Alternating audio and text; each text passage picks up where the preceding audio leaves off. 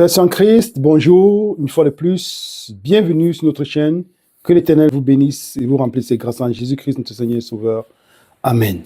Nous continuons notre série que nous avons commencée la semaine passée en rapport avec l'abomination de la désolation. Dans la première partie, nous avons parlé du jour de l'Éternel. Qu'est-ce que le jour de l'Éternel? Parce que c'est d'une importance capitale pour pouvoir comprendre l'abomination de la désolation.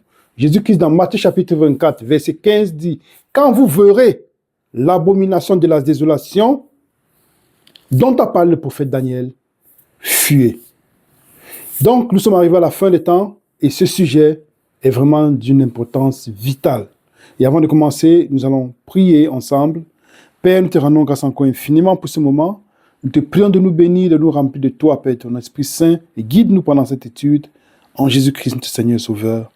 Amen. Bon, qu'est-ce que l'abomination de la désolation?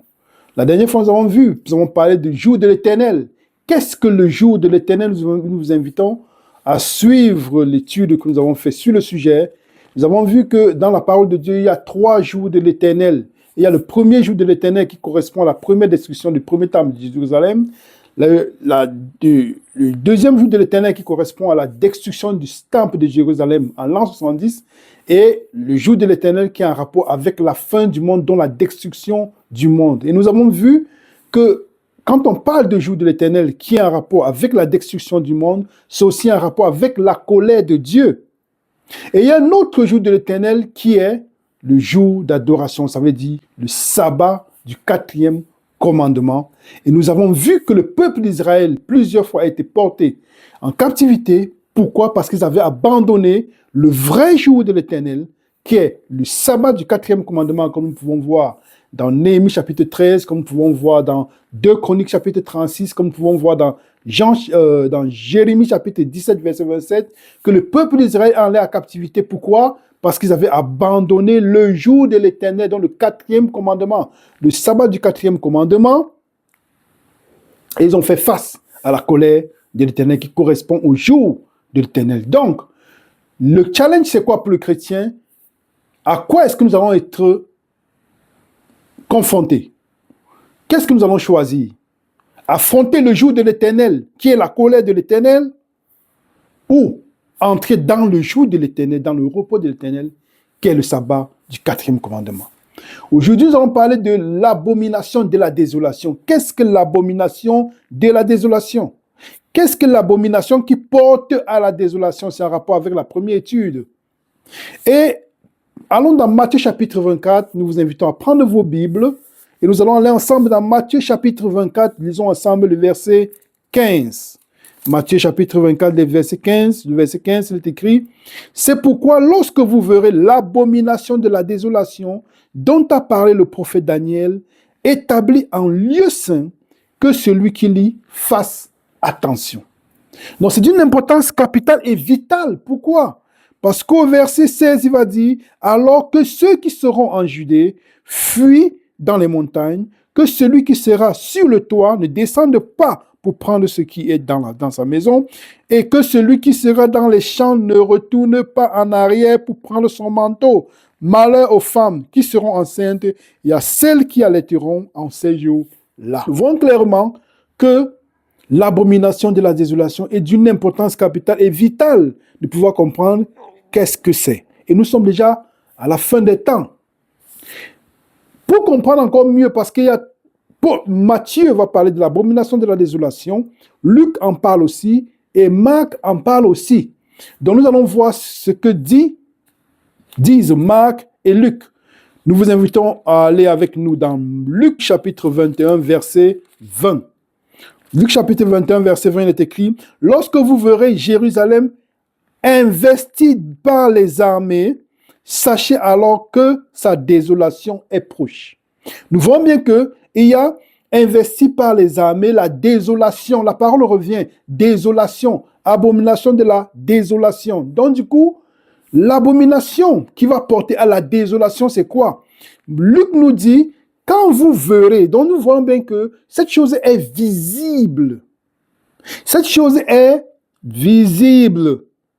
Quand vous verrez l'abomination de la désolation dont a parlé le prophète Daniel, fuyez. C'est Matthieu qui le dit. Luc dit: quand vous verrez Jérusalem investie par des armées, sachez alors que sa désolation est proche, donc sa destruction est proche. Nous voyons bien que l'abomination de la désolation, c'est quelque chose qui est visible. Allons voir ce que dit Marc, autant pour moi.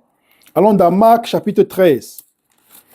Marc chapitre 13, verset 14, où il est écrit « Lorsque vous verrez l'abomination de la désolation établie là où elle ne doit pas être, que celui qui lit fasse attention, alors que ceux qui seront en Judée fuient dans les montagnes, que celui qui sera sur le toit ne descende pas et n'entre pas pour prendre quelque chose dans sa maison. » Donc nous voyons bien que Marc va dire, lorsque vous verrez l'abomination de la désolation établie là où elle ne doit pas être, nous voyons bien que c'est toujours quelque chose qui est visible. C'est quelque chose qui est visible. Alors, nous allons suivre le conseil de Jésus-Christ. Parce que dans Matthieu chapitre 24, comme nous avons lu dans Matthieu chapitre 24, il va bien dire, lorsque vous verrez l'abomination de la désolation dont a parlé le prophète Daniel, ça veut dire que pour pouvoir comprendre qu'est-ce que l'abomination de la désolation, nous devons aller voir ce qu'a dit le prophète Daniel sur le sujet dont a parlé le prophète Daniel. Donc, qu'est-ce que nous devons faire? Allons dans Daniel chapitre 9. Allons ensemble dans Daniel chapitre 9. Allons dans Daniel chapitre 9, lisons ensemble les versets 25 à 27. Sache-le donc et comprends. Depuis le moment où la parole a annoncé que Jérusalem sera rebâtie jusqu'à loin, au conducteur, il y a 7 semaines. Dans 62 semaines, les places et les fossés seront rétablis, mais en des temps fâcheux. Après les 62 semaines, un ouin sera retranché et il n'aura pas de successeur. Le peuple d'un chef qui viendra détruira la ville et le sanctuaire, et sa fin arrivera comme par une inondation. Il est arrêté que les dévastations dureront jusqu'au terme de la guerre. Les paroles reviennent encore dévastation, destruction, désolation. Ce sont des synonymes. Verset 27. Il fera une solitude alliance avec plusieurs pour une semaine et durant la moitié de la semaine, il fera cesser le sacrifice et l'offrande. Le dévastateur commettra des choses les plus abominables, abominations, jusqu'à ce que la ruine et ce qui a été résolu fondent sur le dévastateur. Donc, Daniel est en train de nous parler d'une abomination, de ce qui va se passer. Et ici, il est en train de parler de quoi, en fait, Daniel? Il parle de ce dont Jésus-Christ a parlé dans Matthieu chapitre 24. Quand vous verrez l'abomination dont a parlé le prophète Daniel, il dit bien que le dévastateur viendra et commettra des choses abominables.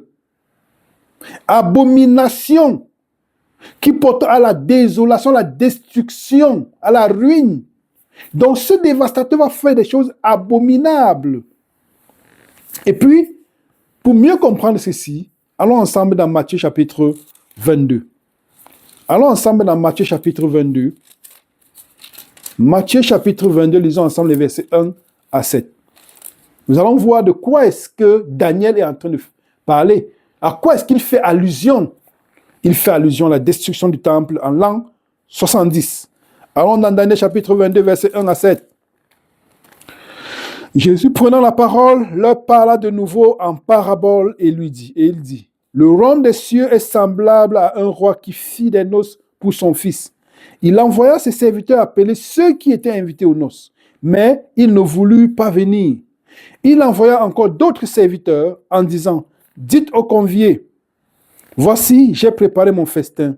Mes bœufs et mes bêtes grasses sont tués. Tout est prêt, venez aux noces. Mais sans s'inquiéter de l'invitation, ils s'en allaient, celui-ci à son champ, celui-là à son trafic. Et les autres se saisirent des serviteurs, les outrageaient et les tuaient. Le roi fut irrité, il envoya ses troupes, fit périr ses meurtriers et brûla leurs ville. De quoi est-ce que Jésus-Christ est en train de parler ici? Rappelons-nous quand Jésus-Christ dit, Jérusalem, Jérusalem, combien de fois est-ce que j'ai voulu te rassembler comme une mère pour rassembler ses poussins? Combien de fois Jérusalem qui tue les prophètes? Combien de fois Jésus-Christ a envoyé des prophètes à Jérusalem pour lui annoncer la bonne nouvelle? Ils les ont tous tués, les prophètes. Et nous voyons que le roi, qu'est-ce qu'il voit? Irrité, envoya des troupes, fit périr ses meurtriers et brûla leur ville. Et ceci a un rapport avec 2 Chroniques chapitre 36, quand nous voyons avec, pour la première destruction de Jérusalem, qu'est-il écrit dans 2 Chroniques chapitre 36, à partir du verset 26, que nous avons vu la dernière fois. Nous vous invitons à suivre la vidéo. Comment est-ce que le peuple d'Israël, plusieurs fois transgressé la loi de l'Éternel, ils ont abandonné ces sabbats, le sabbat du 4e commandement, comme Néhémie va le dire dans Néhémie chapitre 13. Et puis, qu'est-ce que Dieu a dit? Je vais allumer un feu sur la ville et que ça ne s'éteindra point. Et j'enverrai mon oint. Donc, on voit comment est-ce que Dieu va permettre la destruction de Jérusalem en envoyant Nebuchadnezzar détruire le premier temple de Jérusalem. Dans le 2e temple, maintenant, en ce qui concerne le 2e temple de Jérusalem, c'est ce dont Jésus-Christ est en train de parler dans Matthieu chapitre 22 et dont parle Daniel dans Daniel chapitre 9. Le destructeur qui viendra commettra des abominations. Donc, ce qui est en rapport avec l'an 70, avec la destruction du temple, Daniel chapitre 9 en parle, Matthieu chapitre 22, de verset 1 à 7 en parle aussi. Mais qu'est-ce que cette abomination de la désolation? Vu que c'est une abomination qui porte à la désolation, qu'est-ce que l'abomination de la désolation? Nous avons vu déjà dans Matthieu chapitre 24, il dit, verset 15, « Quand vous verrez l'abomination de la désolation dont a parlé le prophète Daniel, fuyez. » Luc a dit, « Lorsque vous verrez Jérusalem encerclée assiégée par des armées, fuyez. » Marc, qu'est-ce qu'il a dit? « Quand vous verrez l'abomination de la désolation établie là où elle ne doit pas être, que celui qui lise fasse attention. » Donc, si nous mettons tout ceci ensemble, nous aurons la réponse. Qu'est-ce que l'abomination de la désolation? Donc, seulement elle est visible. C'est quand elle concerne un rapport avec les armées qui vont entourer Jérusalem, qui vont assiéger Jérusalem. Et puis, une autre chose encore, quand nous mettons ensemble avec Marc, il va dire, quand vous verrez l'abomination établie là où elle ne doit pas être. Alors maintenant, nous allons entrer dans l'histoire. Parce que c'est bien quand l'histoire, la prophétie devient histoire. Parce que Jésus-Christ a donné la prophétie dans Matthieu chapitre 22. Daniel a donné la prophétie dans Daniel chapitre 9. Maintenant, quand ça s'applique de façon visible et concrète, ça devient encore plus puissant. C'est pour ça que Dieu parle aussi à travers l'histoire, comme source d'autorité. Nous allons faire une étude dans les sabbats suivants, en rapport avec sola scriptura. Que veut dire sola scriptura? La Bible seule ou pas la Bible seule? Parce qu'il y a beaucoup de personnes qui disent, veux-moi voir dans la Bible, montres quelque chose clair. Ils disent, non, je veux voir où Jésus, par exemple, je veux voir où est-ce que Jésus a fait ceci. Si Jésus n'a pas fait telle chose, si Jésus n'a pas battu les mains, si Jésus n'a pas dit merci, alors je ne dis pas merci parce que Jésus-Christ n'a pas dit merci. Donc, nous allons, ça c'est pour mettre entre guillemets, entre parenthèses. Donc, la prophétie devient histoire. Donc maintenant, nous allons aller dans l'histoire pour mieux comprendre quelle est cette abomination de la désolation placée dans le lieu là où elle ne doit pas être. Alors les futuristes disent que, en fait, le dévastateur viendra à la fin, quand le 3e temple de Jérusalem sera reconstruit, raison pour laquelle maintenant ils sont en train de reconstruire le 3e temple. Mais il y a des limites à ça, parce que ce dévastateur n'est pas en rapport avec l'Antéchrist, n'est pas en rapport avec la petite conte de Daniel chapitre 8, n'est pas en rapport avec la petite conte de Daniel chapitre 7. Donc du coup, elle n'est pas en rapport avec la bête d'Apocalypse chapitre 13. Il y a beaucoup de caractéristiques qui ne font pas que cet Antéchrist-là les gens qui sont futuristes, ça ne corrobore pas. Et maintenant, il y a une autre version, une autre vision, ce sont des prétéristes. qui ont aussi été séduits par cet évangile, que ce soit les prétéristes, que les futuristes, par la compagnie la compagnie des frères de Jésus, dont les jésuites, deux jésuites qui ont installé, qui ont fait cette propagande de ces deux types de messages, qui ne sont pas en rapport avec la version historique et biblique, comme nous y croyons les adventistes du 7e jour. Donc, il y a des prétéristes qui disent non, en fait, c'est Antiochus Épiphane qui avait profané le temple de Dieu, du coup, c'est lui. Mais il y a beaucoup de... On va faire peut-être aussi une étude là-dessus pour démontrer point par point que Antiochus Épiphane ne remplit pas les conditions pour être l'antéchrist ou bien pour être la petite corne. Mais quand la prophétie devient histoire, c'est là où ça devient vraiment intéressant.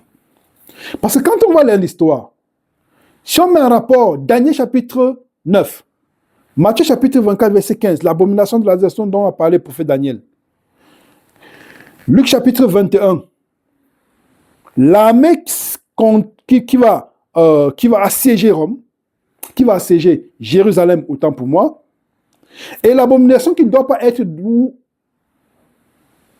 elle ne doit pas être.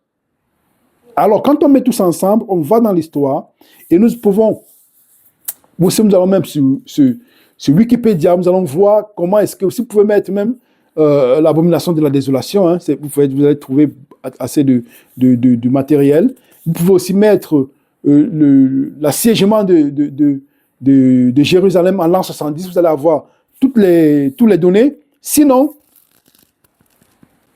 Flavius Josephus, ou Flavius Joseph, c'est un historien qui a vécu dans cette période-là. Et nous pouvons contempler, nous pouvons exploiter les documents qu'il a mis en œuvre parce que c'est un très bon historien. Et quand Flavius Joseph parle, il dit quand Rome, la première fois que Rome est arrivée, nous pouvons voir ensemble, nous pouvons lire ensemble, je vous invite à lire avec moi, parce qu'il a écrit dans le livre, la guerre des Juifs, The War of the Jews, et il raconte comment est-ce que Rome est arrivé et a installé son étendard à la place sainte. Quand on parle de place sainte, ce n'est pas en rapport forcément avec le lieu très saint ou le sanctuaire. Non. Même en dehors des murs de Jérusalem, parce que voyons bien, dans Luc chapitre 21, il dit bien, quand vous allez voir Rome, Jérusalem être assiégé par les armées, être entouré par des armées, il y a aussi d'autres versions qui le disent, alors sachez que la désolation est proche. Donc, que va faire quand on va consulter Flavius Joseph, un historien de très bon niveau et très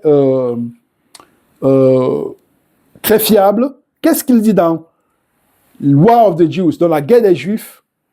Ils abordent les étendards ornés de l'aigle qui trônent à la tête de chaque légion romaine, symbole du roi et de la force de tous les oiseaux, l'aigle qui leur apparaît comme un signe de domination et un présage de victoire sur tous leurs adversaires. Donc ça veut dire que la première phase pendant laquelle Rome va venir assiéger la ville, aux alentours, pas à l'intérieur de la ville, mais aux alentours, que va-t-il se passer? Ceux qui se sont rappelés de la prophétie de Daniel vont fuir, parce qu'ils vont suivre ce qui est écrit, ils vont suivre le conseil, ils vont fuir des villes. Mais ceux qui étaient sceptiques, des faux prophètes, qu'est-ce qu'ils vont dire quand Rome va venir assiéger la ville? Ils vont entourer la ville, ils vont dire non, il n'y a rien qui va se passer, rien ne va se passer parce que de toutes les façons, la ville, c'est la ville de Dieu, elle ne peut pas être assiégée, elle ne peut pas être conquise par des puissances étrangères. Donc, et c'est la raison pour laquelle, quand on voit toujours dans l'histoire, en ce qui concerne l'aigle, pourquoi l'aigle? Parce qu'il n'y a rien au hasard, même dans Luc, si nous allons lire même Matthieu chapitre 24, nous allons y retourner après. Si nous allons par exemple, dans Google, vous pouvez cliquer là, vous allez voir que l'emblème de l'aigle romain, symbole de puissance, a été adopté par les légions et était associé à Jupiter. Le culte de Mithra une divinité solaire, utilisait également l'aigle comme symbole de Jupiter, représentant le soleil levant sous l'aigle qui tenait un foudre. Constantin le Grand a utilisé l'aigle comme symbole impérial, notamment avec l'ajout d'une croix, et a fait de l'aigle un élément clé de l'Empire romain d'Orient qui a ensuite évolué vers l'aigle bicéphale byzantin. L'aigle dans la culture, dans le culte de Mitra, aigle et culte solaire. Dans l'iconographie de Mitra, l'aigle est souvent associé à Jupiter et représente le soleil levant. L'aigle est souvent représenté dans cette mythologie et représente le soleil levant. Quel est ce soleil levant? Que représente ce soleil levant? Parce que quand nous allons remarquer que, toujours Flavius Joseph va nous dire, dans son livre The War of the Jews, comment est-ce que quand les Romains vont venir assiéger la ville à l'extérieur de la ville et qu'ils vont mettre leur étendard qui est fait d'aigle, alors ils vont commencer à adorer l'aigle. Ils ne vont pas seulement adorer l'aigle, parce que nous voyons bien dans la littérature que l'aigle représentait la mythologie Mitra. Et Mitra représente le dieu soleil. Ça représente le dieu soleil. Nous pouvons voir encore, continuer toujours dans la littérature. Sacré et précieux. Le symbole de l'aigle était si sacré qu'il était principalement gardé dans l'hôtel du camp et n'était déplacé qu'avec la légion en marche. Donc c'est l'aigle, c'est cet étendard qui donnait la puissance et le courage aux légions romaines de pouvoir combattre. Et nous pouvons lire encore ici les enseignes militaires romaines. Parce que les enseignes militaires romaines étaient faites de beaucoup d'autres animaux. Ils pouvaient avoir des serpents, des vautours et tout. Mais l'étendard qui va prendre le dessus sur tous les autres, le principal étendard, c'était l'aigle. Et l'aigle, comme nous avons vu, représente la mythologie, représente le dieu Mitra ou dieu soleil. Le symbole de la légion, l'aigle était l'emblème de la légion porté par l'Achyphère et conservé dans un sanctuaire inviolable. Donc, nous voyons bien que l'aigle est l'étendard que, quand on va dans l'histoire, les Romains vont mettre, Celsius va planter au lieu saint. Mais le lieu saint, comme nous avons dit, n'est pas en rapport avec le lieu très saint du sanctuaire. Ce n'est même pas en rapport avec le sanctuaire et avec le temple. Parce que toute la ville et tout ce qui est aux alentours de la ville était considéré lieu saint. Vous pouvez vous documenter là-dessus. C'était considéré lieu saint. Donc, quand ils vont mettre leur étendard, qu'est-ce qu'ils vont faire? Ils vont adorer le dieu soleil. Et qu'est-ce qui va se passer à l'improviste, sans aucune raison? Flavius Joseph, nous allons toujours consulter l'histoire, parce que c'est très bien, l'histoire a une certaine autorité. Allons dans l'histoire, nous allons voir que dit l'écrivain, l'historien Flavius Joseph. Sans avoir subi le moindre déshonneur, Celsius se retira de la ville sans aucune raison au monde. Nous voyons bien comment est-ce que Flavius Joseph nous relate ce qui s'est passé après que les légions romaines se soient installées et qu'ils aient adoré le dieu soleil. Mais, que va-t-il se passer? Comme dit Flavius Joseph, ils vont partir, ils vont rentrer, mais après 3 ou 4 ans, si je me rappelle encore bien, ils vont rentrer encore. Mais quand les Juifs qui avaient étudié les prophéties de Daniel ont vu le signe de l'aigle qui représente Mitra, le dieu soleil, planté sur le lieu saint, alors qu'est-ce qu'ils ont fait? Ils ont reconnu que c'était le signe et ils sont fuis. Mais comme nous savons, il y a toujours de faux prophètes. Pendant tous les temps, il y aura toujours des faux prophètes jusqu'à la fin des temps. C'est la raison pour laquelle Jésus-Christ envoie toujours aussi les bons prophètes. Donc s'il y a les faux prophètes, c'est pour contrecarrer ce que disent les bons, s'il y a les faux prophètes, c'est pour contrecarrer ce que disent les bons prophètes.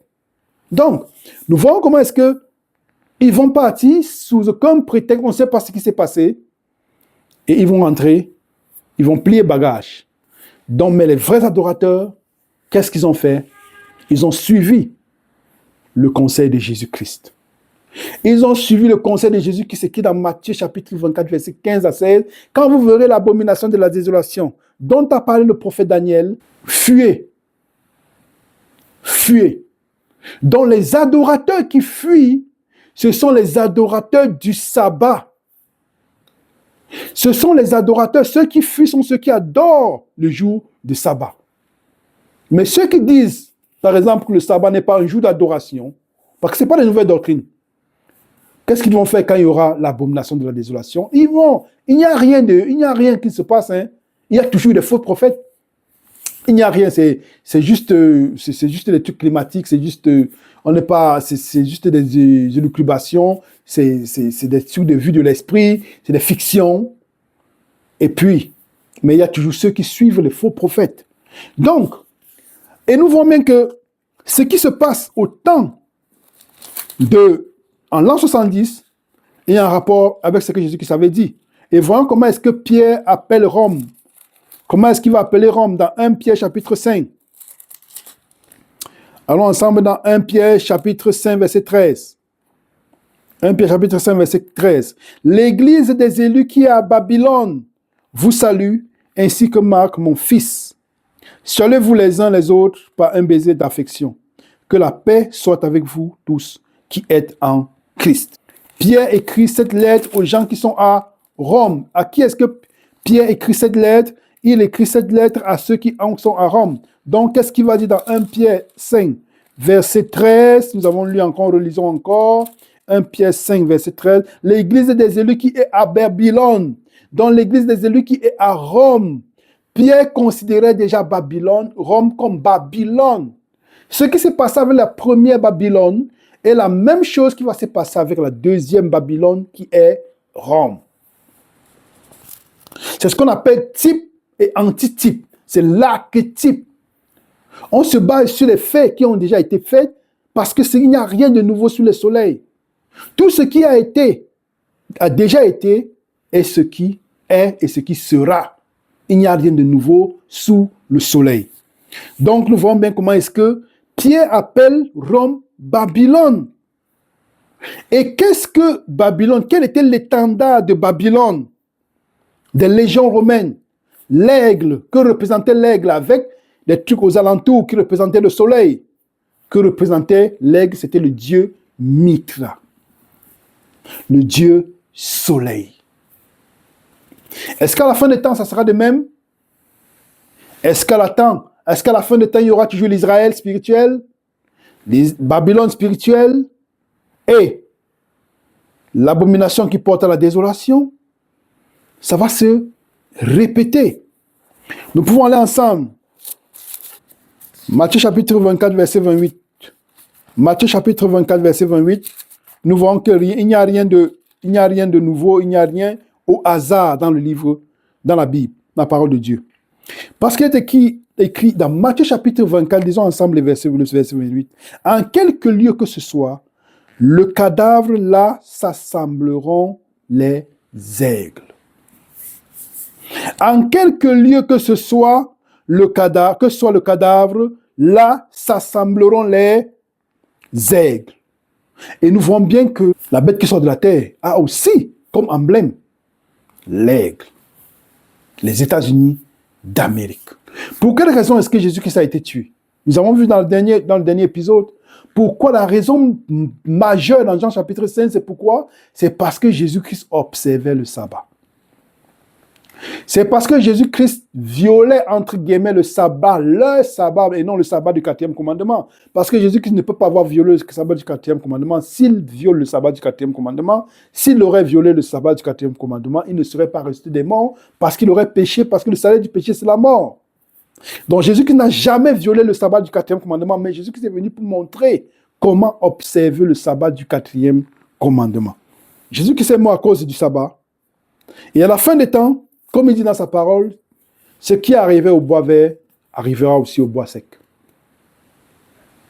Si les choses sont arrivées au bois avec, qu'en sera-t-il de bois sec que nous sommes? Donc, de la même façon que Jésus-Christ a été accusé, a été mis à mort à cause du sabbat, ce type et antitype, c'est la même façon que les serviteurs de Christ aussi seront mis à mort à cause du sabbat. Et la bête qui sort de la mer et va mettre un décret de mort pour ceux qui n'observeront pas le faux sabbat. Parce que nous avons vu dans la première partie, comment est-ce qu'il y aura deux sabbats? Il y aura un sabbat établi par l'homme et un sabbat, le sabbat du 4e commandement. Mais que va dire la bête? C'est de pouvoir adorer. Adorer le jour du faux sabbat. Et nous avons vu dans la dernière étude, dans le dernier épisode, que ce qui a porté Jérusalem en captivité, c'est parce qu'ils avaient abandonné le sabbat du 4e commandement. La raison de la destruction, Matthieu chapitre 22, versets 1 à 4. Jésus prenant la parole leur parla de nouveau et en parabole et dit: le royaume des cieux est semblable à un roi qui fit des noces pour son fils. Nous l'avons lu.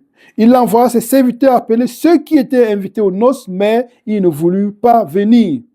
Il envoya encore d'autres serviteurs en disant: dites aux conviés, voici, j'ai préparé mon festin, mes bœufs et mes bêtes grasses sont tuées, tout est prêt, venez aux noces. Mais sans s'inquiéter de l'invitation, ils s'en allaient, celui-ci à son champ, celui-là à son trafic. Et les autres se saisirent des serviteurs, les outrageaient et les tuaient. Et nous avons une autre parabole où c'est le fils, c'est le vigneron qui va envoyer son fils, et ceux-ci vont le tuer. Et rappelez-vous que Jésus-Christ va demander aux pharisiens: selon vous, que fera le patron aux serviteurs? Eux-mêmes, ils ont répondu: la peine maximale. Et après, ils ont compris que Jésus-Christ parlait d'eux. Et ils ont voulu tuer Jésus-Christ. C'est la même chose qui va se passer aussi avec les chrétiens à la fin. Alors, verset 8, alors il dit à ses serviteurs: les noces sont prêtes, mais les conviés n'en étaient pas dignes. Jésus-Christ a été tué non seulement parce qu'il s'appelait Fils de Dieu, il se faisait passer pour le Fils de Dieu, comme ils l'ont dit à Jésus-Christ, mais parce qu'il observait le sabbat du 4e commandement. Et c'est la même chose qui va se passer avec nous. Ils n'ont pas seulement à violer le sabbat, mais ils ont tué l'auteur même du sabbat. Et nous voyons que va-t-il se passer? Allons dans Luc chapitre 19, versets 41 à 44. Luc chapitre 19, versets 41 à 44. Comme il approchait de la ville, Jésus, en la voyant, pleura sur elle et dit: si toi aussi, au moins en ce jour qui t'est donné, tu connaissais les choses qui appartiennent à ta paix. Mais maintenant, elles sont cachées à tes yeux. Il viendra sur toi des jours où tes ennemis t'environneront, de tranchées, t'enfermeront et te serreront de toutes parts. Ils te détruiront, toi et les enfants au milieu de toi, et ils ne laisseront pas en toi pied sur pierre, parce que tu n'as pas connu le temps où tu as été visité. Donc, ils ont tué Jésus-Christ parce qu'ils n'ont pas reconnu le temps où ils ont été visités. Ils vont subir la colère de l'Éternel, le jour de l'Éternel en l'an 70, à cause du fait qu'ils ont rejeté l'auteur même du sabbat. Et nous voyons dans Matthieu chapitre 22 que Jésus-Christ va parler de ces choses. Il va parler dans Matthieu chapitre 23, il va dire: votre maison vous sera laissée déserte. Et dans Matthieu chapitre 24, il parle de la destruction du temple. Donc tout est lié. Tout est lié. À la fin des temps, il y aura deux types d'adorateurs. Les adorateurs du sabbat, du vrai sabbat, et ceux qui adoreront le faux sabbat. Comment est-ce qu'ils adoreront le faux sabbat? L'abomination, le dieu Mitra, le dieu soleil, ça sera à travers l'adoration pendant le jour du soleil, Sunday, le dimanche. Donc, il y a des personnes qui pensent qu'ils ne vont pas rejeter Jésus-Christ à la fin. Parce que qui rejette la loi de Dieu, de Jésus-Christ, rejette Jésus-Christ. Tu ne peux pas rejeter la loi de Dieu, qui est le reflet de son caractère, et vouloir accepter la réalité. Tu ne peux pas dire, je rejette le miroir et j'accepte la réalité. Non. Si tu acceptes la réalité, tu dois accepter aussi avec le reflet. Donc Jésus, la loi de Dieu est le reflet de son caractère. Nous avons déjà parlé de ça. Dans Deutéronome chapitre 6, verset 5, nous voyons comment est-ce que Dieu dit, vous écrirez la loi et ce sera comme un fronton entre vos yeux. Un signe sur vos mains. Et dans Apocalypse chapitre 14, verset 1, nous voyons les serviteurs de Dieu avaient le nom de Dieu écrit sur le front. Donc, Deutéronome chapitre 6, nous voyons la loi de Dieu comme un fronton entre les yeux. Apocalypse chapitre 14, nous voyons le nom de Dieu. Donc, nous avons Apocalypse chapitre 14, le nom de Dieu. Deutéronome chapitre 6, la loi de Dieu. Le nom de Dieu et la loi de Dieu vont ensemble. Nous voyons le caractère, le nom de Dieu, ce caractère, la loi de Dieu, ce caractère. Et nous voyons même que la loi de Dieu est sainte, juste et bonne. Comme il est écrit dans Romains chapitre 7. Donc le commandement est saint, juste et bon. Et la loi est spirituelle. Pourquoi? Parce que le législateur qui est Dieu, qui établit la loi est saint, juste et bon et esprit. Donc la loi de Dieu est le reflet de son caractère. Et qui aura, par la fin des temps, pensera de rejeter la loi de Dieu en acceptant Jésus-Christ, sera en train en réalité de rejeter Jésus-Christ. En acceptant le faux jour d'adoration qui a été institué par le pape, par la petite corne. Allons dans Jean chapitre 11 pour conclure. Jean chapitre 11, verset 48 à 51. Si nous ne le laissons faire, tous croiront en lui.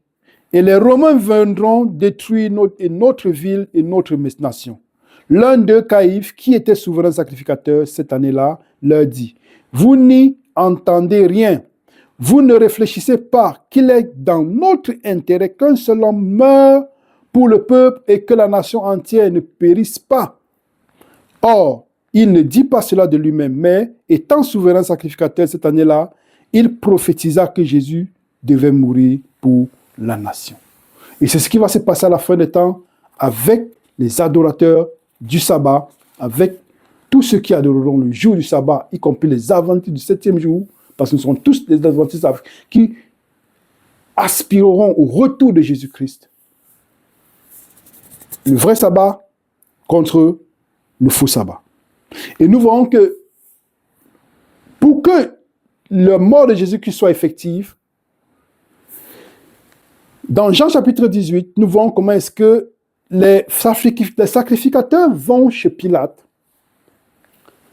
et ils disent quelque chose à Pilate. Ils disent, il ne nous est pas permis de tuer quelqu'un. Il ne nous est pas permis de donner la mort.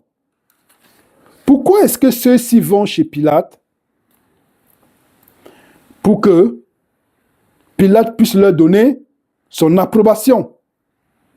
Donc, ce qui va se passer à la fin du monde, c'est que le pouvoir religieux aura besoin du pouvoir civique pour pouvoir accomplir ses desseins.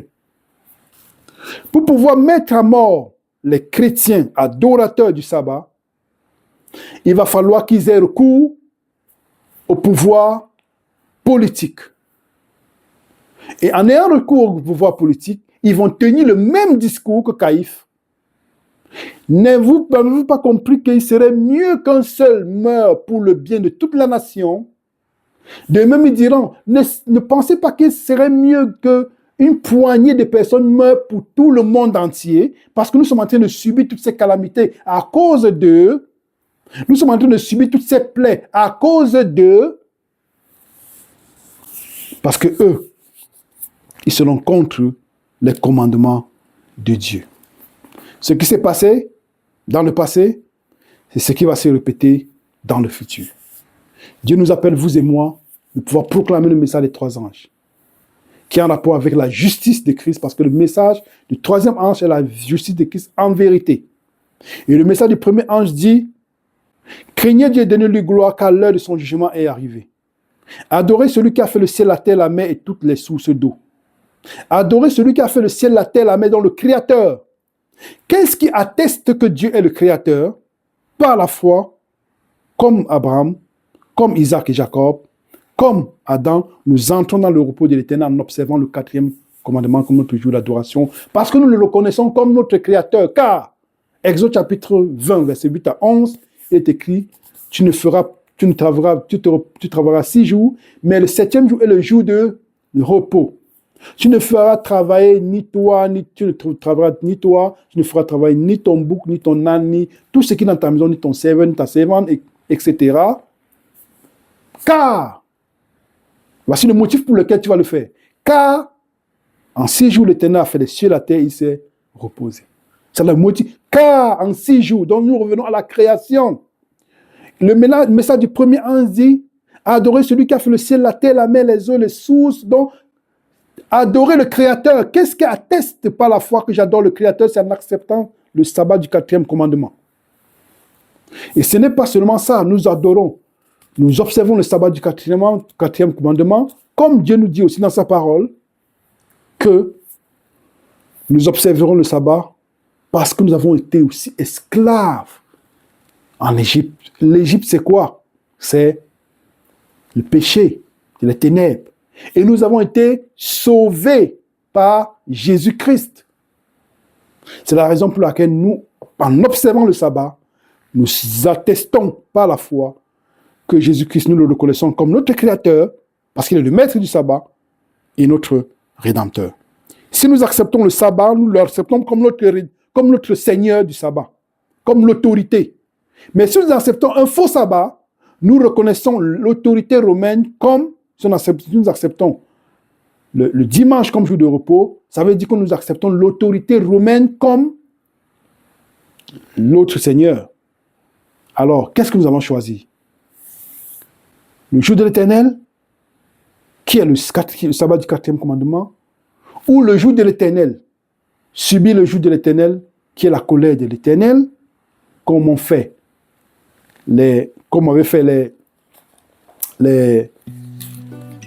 fait le peuple d'Israël quand Néhémie va leur dire, rappelez-vous qu'ont fait nos pères, ce qu'ont fait nos pères. Comment est-ce que Dieu a permis à ce qu'ils puissent aller en captivité parce qu'ils avaient abandonné le sabbat du 4e commandement. Que l'Éternel vous bénisse, que l'Éternel nous bénisse, afin que nous puissions rester fermes dans la foi que nous avons reçue en Jésus-Christ, notre Seigneur Sauveur. Amen.